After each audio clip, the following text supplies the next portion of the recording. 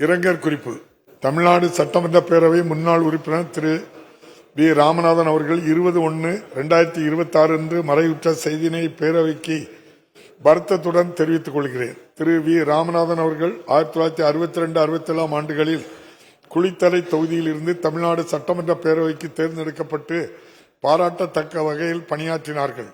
இம்முன்னாள் உறுப்பினரது மறைவால் அவரை பிரிந்து வருந்தும் அவர்தம் குடும்பத்தினருக்கு ஆழ்ந்த இரங்கலையும் அனுதாபத்தையும் இப்பேரவையின் சார்பிலும் என் சார்பிலும் தெரிவித்துக் கொள்கிறேன். மறைந்த இப்பெருந்தகைக்கு மரியாதை செலுத்தும் வகையில் மாண்புமிகு உறுப்பினர்கள் அனைவரும் எழுந்து நின்று 2 மணித்துளிகள் அமைதி காக்குமாறு கேட்டுக்கொள்கிறேன்.